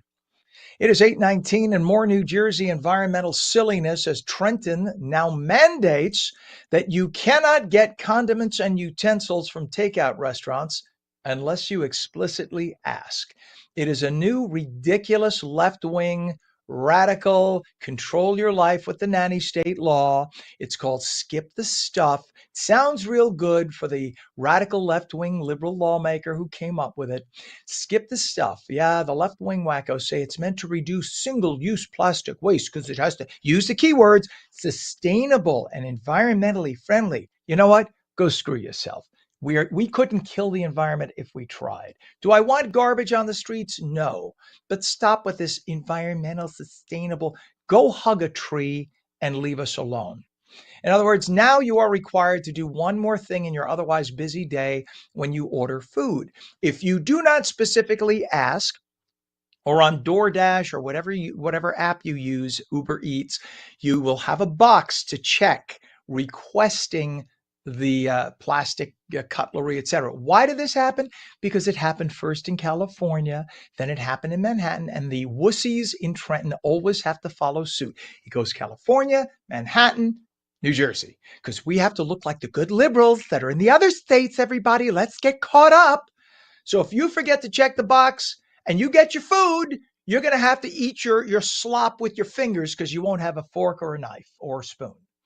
This also mandates, by the way, that if a restaurant seats 10 or more people, they have to have real utensils, which means they have to hire somebody to wash those utensils. So that means small businesses, once again, will go out of business. So once again, lawmakers in Trenton with no business experience or expertise tell small businesses how to run their business. And that's why people go out of business. That's how you put people on the streets. The law takes effect August 1st of this year. If you want this silliness to end, people, older folks who are more conservative, stop sitting at home, get off your butts, no matter what it takes, and go vote non-Democrat. And if you're young, wake up and stop being so propagandized by the left. This is New Jersey, though. My guess is unless somebody has a D next to their name, you are a bunch of lemmings and you will just cast a vote for Democrats. Very sad for all of us. If you don't want all that stuff all on the streets, don't put it on the streets. If you don't want, tell me when you get condiments, you throw all of them out. I save mine. I don't know. If you're so environmentally friendly, take an extra minute, take the ketchup, put it in the ketchup bottle at home. Don't throw it out. And it won't get wasted with your single-use sustainable nonsense. You environmentalists can not be so lazy yourselves. But because of your laziness, the rest of us have to suffer. Yeah, enough. Stop imposing your crap on me. You think Republicans impose their morality on you? You are the ones imposing your morality on us at every stop. Other news now.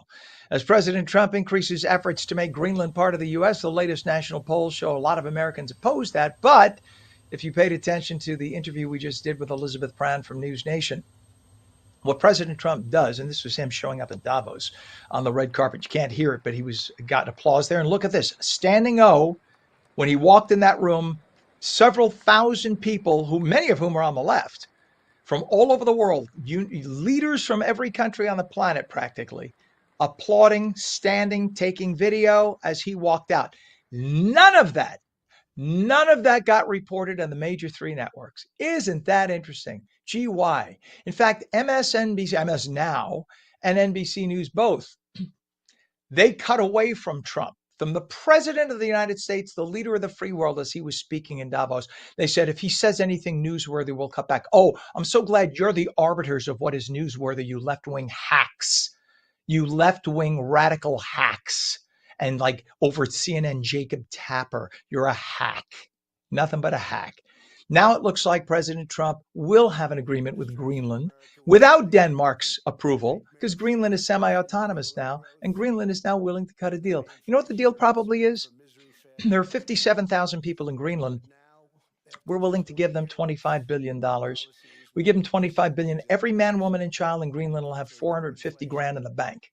Yeah, that'll go a long way. You know what the average annual income for every man, woman, and child, when you count everybody there, what it is in Greenland right now? 11,000 a year.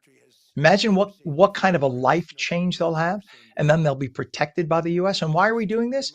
Because if you look at a map, if Russia or China want to blow us out of the water, the way to go is over Greenland, which is just this giant, empty, desolate piece of frozen tundra. And there's nothing. We have one space base there. And we, by the way, controlled Greenland 100 years, 80, 85 years ago, and we gave it back. So the idea that we're taking over sovereign land is bullshit. We saved them from the Nazis, and we had control over them, and then we handed them back to Denmark, who doesn't have the money to finance them and keep them afloat. That's why Denmark has been cutting them loose, because they can't afford. There are only 6 million people in Denmark, and there are 55,000, 56,000 in Greenland. We have 324 million, and we make a lot of money. So we can afford to take care of them. As it is, we have been supplying their military. Basically, we've been supplying their protection for years right now. Without us, Greenland would already be part of Russia. So we have protected them from Russia all this time. Now we need to protect ourselves. So we need to put the Golden Dome in Greenland to protect the entirety of the free world. Unless you want to learn Russian really fast, don't be an asshole. Let the man do what he wants to do. And the art of the deal with Trump, you ask for this, people come back screaming down here, you meet halfway. And that's exactly what happened. When he left for Greenland yesterday, the stock market was crashing. People all over, polls showing 80% of Americans, 60% of Americans hate him for this. And then what happened? By the end of the day, stock market is all-time high. Japan's stock market is back. Everybody's doing great. Everybody's happy. Europe is friendly again. And it looks like we got a deal. Do not discount this president, no matter who you are. He always gets his way. The House Oversight Committee, by the way, voted to refer former President Bill Clinton and former Secretary of State Hillary Clinton for chamber-wide votes on criminal contempt of Congress charges with the help of a number of Democrats, many of them from the far left squad. They were never fans of the Clintons. They look at the Clintons as too conservative. And this is because the Clintons defied subpoenas related to the panel's Jeffrey Epstein probe. Yeah, they don't want any part of it because their names are on it. The former President Clinton and former Secretary of State were legally required to appear before Congress and broke the law when they were no-shows. If the House votes to refer the Clintons for contempt, it would be up to Attorney General Pam Bondi at the Department of Justice to prosecute. Let's see if Pam, wake up and grow a pair. She's done nothing. A contempt of Congress conviction can carry up to a $100,000 fine and a year behind bars. Let's see. Let's see what happens. The liberals never do this to the Democrat. You'll recall when 2 Republican members of the former Trump administration refused to testify before Congress, the FBI came and raided their homes in the middle of the night and hauled them off in shackles. Let's see if they do that to the Clintons. It is 36 degrees now, 8:28. When we come back, snacking habits are changing in a big way this year as more Americans turn away from ultra-processed foods. We'll talk with the owner of a snack food company whose snacks go back to the healthier basics. We'll be back in 2 minutes on New Jersey Mornings.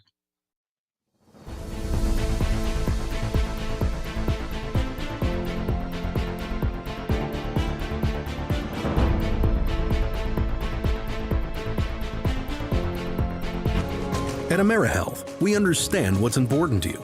It's why we offer some of the lowest cost health plans in New Jersey, with access to one of the state's largest networks of doctors and hospitals. Plus, with free 24/7 virtual care, you can see a doctor anytime and anywhere. And we're committed to giving back to help make a difference in our communities. Learn more at AmeriHealth.com. A health plan for everyone.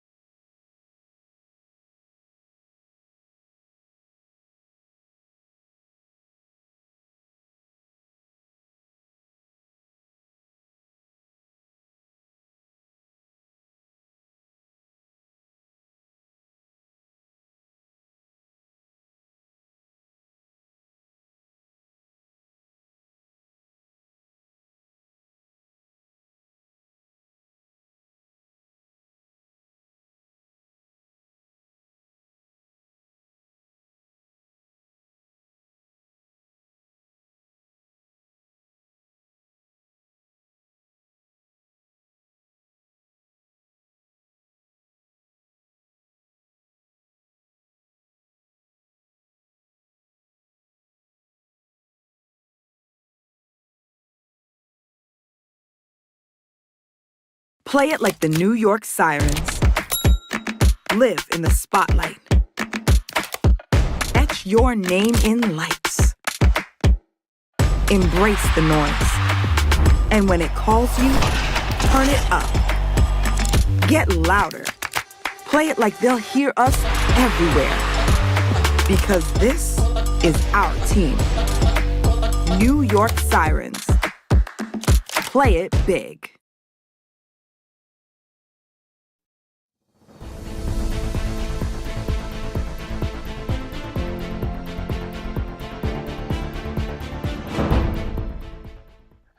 And welcome back to On New Jersey Mornings. I'm Ken Rosato. It is 8:30 right now. We'll take your calls at 888-658-0234. It's a nice day today. Partly cloudy, milder, a little windy, highs mid to, mid-40s. Mid-40s, we'll say. The cold will return tomorrow and tomorrow night, and then that winter storm this weekend. We go straight to meteorologist Mike Favetta with the Garden State forecast. This weather is brought to you by Audio Nova, your hearing experts, serving all of New Jersey with 13 locations. All right, Mike, we got some different models telling us different stuff, right? But both are pretty cold and snowy and or icy. So depending on whatever you look at, you're going to see either a lot of snow or a lot of ice. And it's the ice pellets, the sleet, that'll primarily be impacting southern New Jersey, whereas today you have lovely sunshine with a temperature that starts off in the 30s, upper 30s, and climbs to near 50 degrees. It'll feel quite nice this afternoon. There's your high temperature over toward Cape May of 47 degrees, same for you in Avalon. A little bit of above average feel for a change going into the next, few hours, not the next few days, because there's a big change ahead later on this evening, especially with the cold that comes in later on tonight. It's all drawn in the clouds here. There's another cold front that pushes on through, gives us some clouds this afternoon, and we see the temperature really begin to drop over the next few hours into tonight and especially for tomorrow. So another round of high pressure comes in for tomorrow, reinforcing cold, like really cold, single-digit cold for tomorrow night and especially for Saturday morning. And then as the moisture works on in, that helps develop the storm offshore into and down to our south, promoting all of that energy to give us some heavy thumping snows later Sunday night, wrapping up by Monday late morning, early afternoon. So it really takes some time before all of this system wraps up. What I want to show you is how some of the computer models are even starting to show the banding that we typically see when storms turn this powerful just offshore. See this dark band of blue here that happens overnight Sunday into Monday morning? Those are the very heavy snows that where we could see the 2-3 inch per hour snowfall rates going into the early part of Monday. That's where we typically would get the rapid accumulations taking over. However, the other computer model that shows that there's a little more sleet mixing in could mean some heavy sleet at that time. So that's really the uncertainty and probably why you're not seeing many of the kind of finite numbers of how much snow we'll get, because it's a transition from light fluffy snow to wetter snow to then maybe some sleet mixing in, so that overall will change the total. Even though it's one big event, it doesn't snow at the same rate or the same consistency snow for the entire duration starting Saturday night going into Monday morning. But the snowfall totals, I think, was a good bet. We'll see a solid 10 inches across most of the state. Further, a little less on the southern end of the state, maybe a little more by a couple inches on the northern end of the state, all wrapping up by early Monday afternoon. So yeah, you'll still see snow falling on Monday morning. School is not looking like it's going to happen by Monday, especially with the amount of snow and the impact that comes in. We haven't had a snowfall this impressive since February of 2021. It's been about 5 years with a single event that has moved on by. So yeah, it's a big, long duration storm that'll keep on going, and the cold keeps on sticking around right through Tuesday and Wednesday of next week. And we'll even see an end to that. So the very chilly weather gets going tomorrow. Allows for that snow to fall, and then the extreme cold settles in into next weekend. All right, we will be prepared, sir. Thanks to you. We appreciate it. And in the event of major updates, we're going to try to bring you whatever updates. I know you're going to have the website updated through the weekend, so we will just keep checking back with On New Jersey, because I know we will not leave people in a lurch Your website is always updated. So, your website, when I say your weather site on New Jersey, I'm talking like a 90-year-old. That interwebs thing that we have there, that thing you look at on the phone there. I don't know how, but I try to call hello and I see the Facebook. What's going on? But yeah, so I know you'll be updating us. But if necessary, heck, I'm all equipped here to go on. So if anything, we'll call Pam and flip a switch and have some fun. All right, Mike, we'll check back, sir. Thank you very much. It is 36 degrees, northern New Jersey, 35 in Trenton. And we have 35 degrees also in Cape May. In terms of traffic, let's look at this. There's a crash now in the New Jersey Turnpike, Hudson County Extension westbound. This is east of the Newark Bay Bridge in Newark. All lanes are current. Oh, did they move? They moved your shot. Why did they do that? Why would they take it off an accident? That's crazy. You know what? I'm going to look at the cameras next to it, Pam. Let's do this live. Yeah, it looks like and I don't know why, folks. We had a shot, a close up there of an emergency vehicle. Don't know why they took it off. There is a reason. Police do that for a reason, so we don't know why they did that. Nonetheless, just beware that there is a crash on New Jersey Turnpike, Hudson County Extension, westbound east of Newark Bay Bridge in Newark. All lanes open. Traffic vehicles move to the right shoulder, so beware of that. We have a crash on the Garden State northbound north of Toms River Toll Plaza in Toms River. All lanes open. Crash on I-76 eastbound west of exit 1D, Route 130, Gloucester City. Right shoulder is closed. And now we have delays on Route 3 westbound just east of Park Ave and Rutherford to east of Bloomfield Ave in Clifton. All lanes open. Just a lot of volume through there. Pam and I, the director, Pam, we know exactly where that is. We drive that route a lot. And we look at the Hudson River crossings. The Lincoln Tunnel now 35 minutes in. In fact, we have the 495 cam, Pam, if we could bring that up. I know I didn't prepare you for that. The 495 cam with Pam's favorite shot showing the Lion King on the big billboard there. That's a famous point as you approach the helix for the Lincoln Tunnel. Because of the volume there right now, it's going to cost you about 40 minutes into Manhattan on the Lincoln. Oh, surely. There we go. So it's glare, a lot of sun glare caused. You can see the middle right, those lanes there. Those are the folks heading into the Helix. And right now it's going to be 40 minutes in. The Holland Tunnel, rather, a little bit better. It's only going to be about 25 to 30. And the GWB upper and lower levels, very heavy all morning long. The upper level is on the right, lower on the left, both costing you about 40 minutes in right now. Good luck. We're all counting on you. 8:37, and as Mike was saying, a major winter storm is forecast to sweep across much of the U.S., bringing snow, ice, and bitter cold. Snow and freezing rain could stretch from the southwest through the Midwest to the East Coast.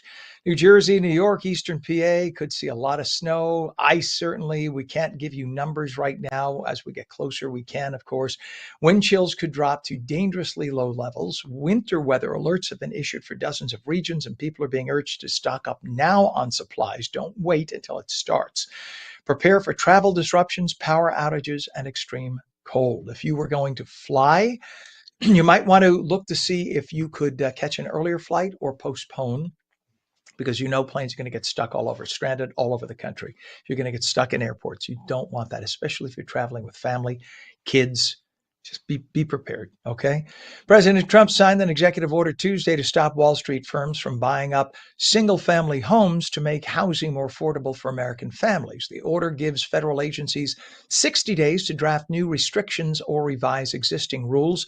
Trump also instructed the Department of Justice to review large-scale acquisitions of single-family homes for potential antitrust violations to see if this was all set up by the businesses to screw you out of a house. Any bill would require congressional approval, but it would be difficult to vote against such a measure. If you're a lawmaker, do you want to vote for the business guy or for the electorate? Think about it. It is 8:38, and nationwide women's boutique chain Francesca's is planning to close all 450 plus stores, including 16 in New Jersey. The closures follow ongoing financial struggles. New Jersey locations include Hoboken, Paramus, Edison, and Cherry Hill. The retailer's bankruptcy history and competitive pressures in fashion are being blamed.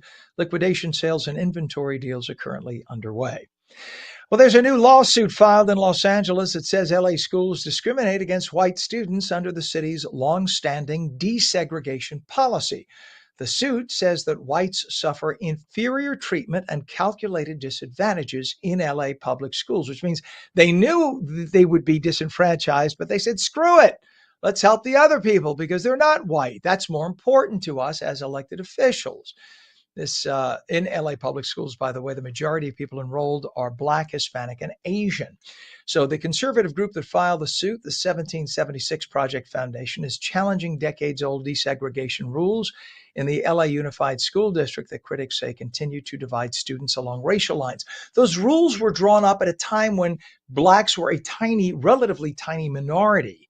Now they're the majority. When minorities are the majority, then the former majority is the minority. People forget that. So the rules still exist to help prop up minority communities when they're now the majority.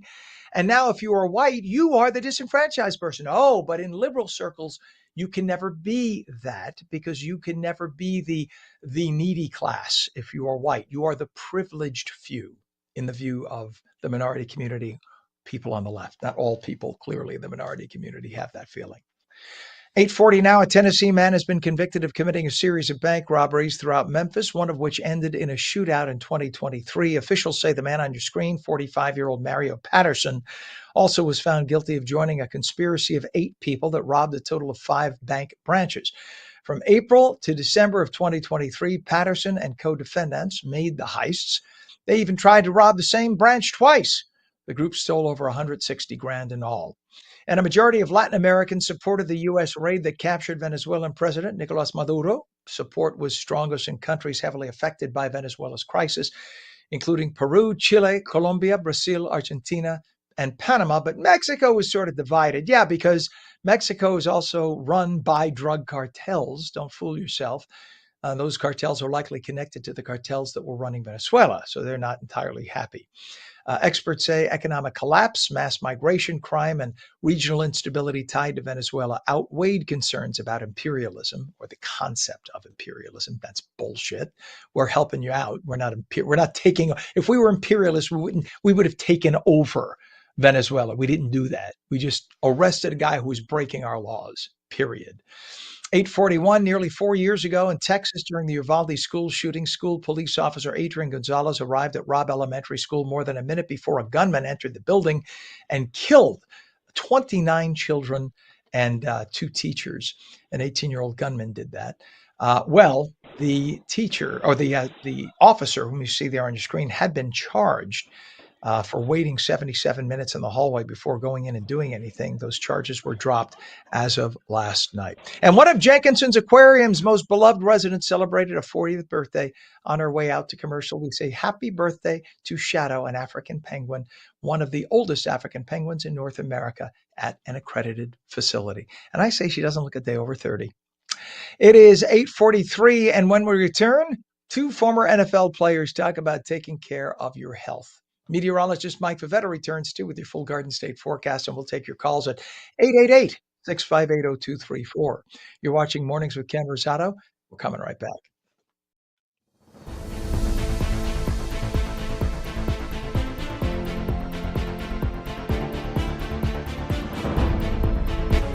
At AmeriHealth, we understand what's important to you. It's why we offer some of the lowest cost health plans in New Jersey, with access to one of the state's largest networks of doctors and hospitals. Plus, with free 24/7 virtual care, you can see a doctor anytime and anywhere. And we're committed to giving back to help make a difference in our communities. Learn more at AmeriHealth.com. A health plan for everyone.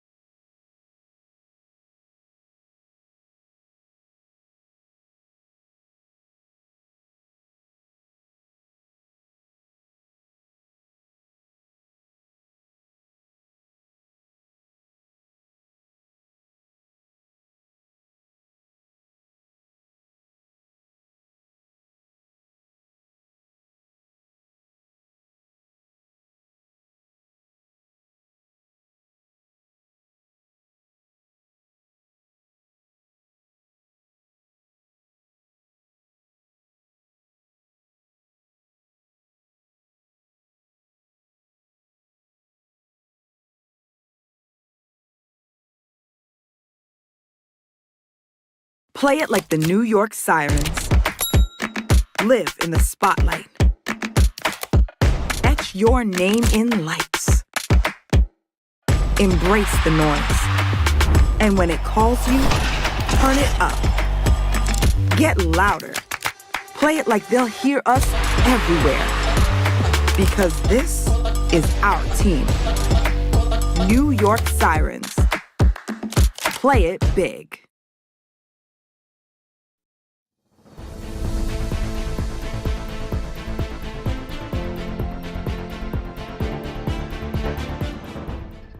Welcome back to On New Jersey Mornings. I'm Ken Rosato. It's 8:45, and we'll take your calls at 888-658-0234, 888-658-0234. Partly cloudy, milder today, certainly milder than yesterday.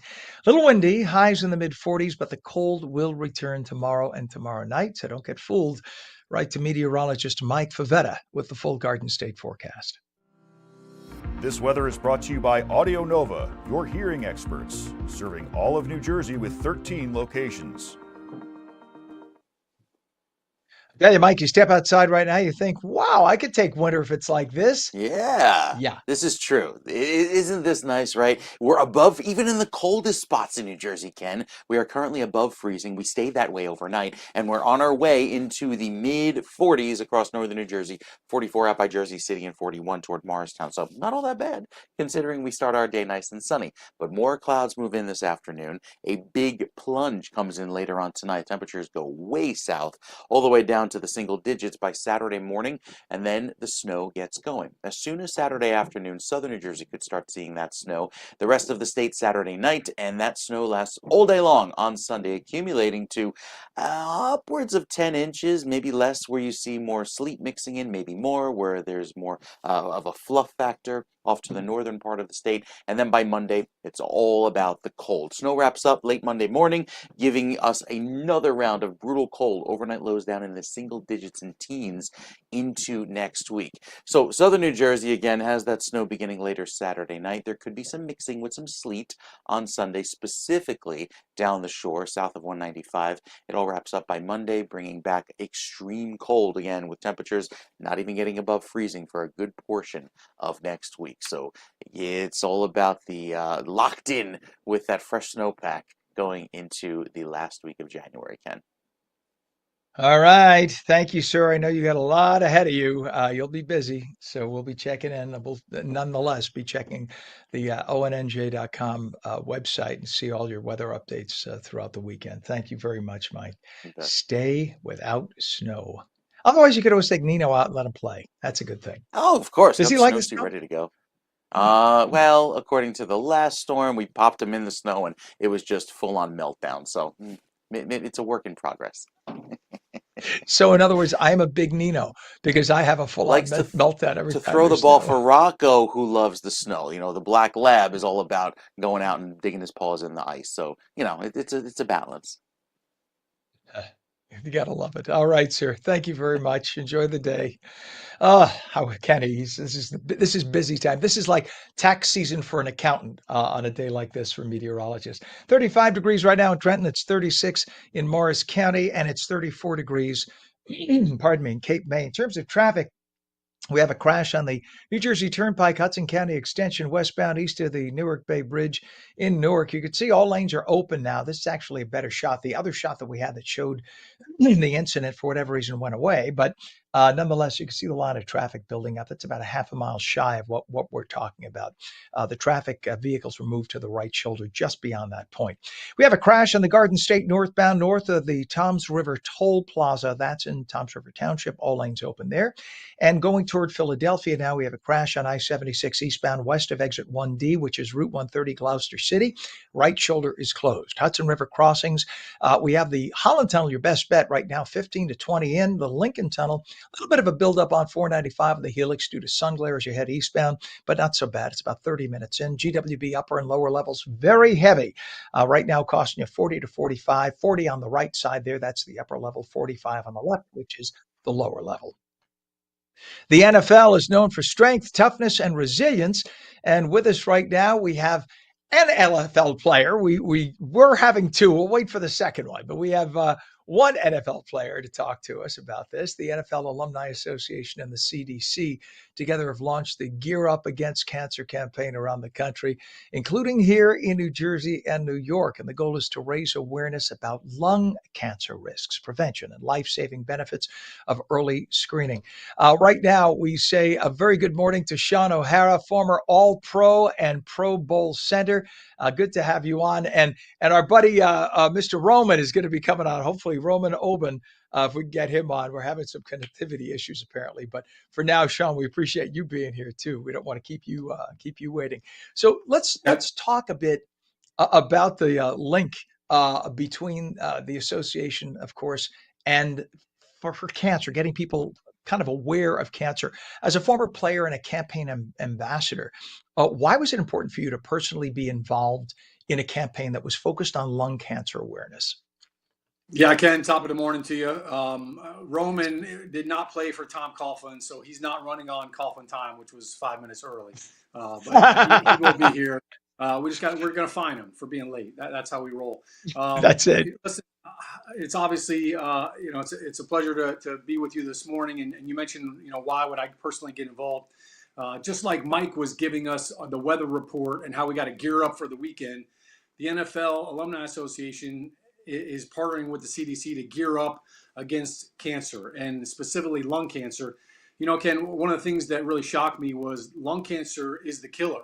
It's the number one cancer that people die from. Like you normally think of other cancers before you think of lung cancer, but it is the number one killer in our country. And, it's kind of one of those things where I feel like, if you're not a smoker, you don't really think that you're susceptible to it. Obviously, if you are a smoker, we advise for you to stop smoking. And if you're not, please don't ever start, because that's the number one reason to get it. 80 to 90% of the cases of lung cancer start with smoking and are from smokers. So, that's one part of it. But when you just think about the fact that it's the number one killer, it's kind of mind-boggling. So it was something that I was passionate about, and the NFL is passionate about.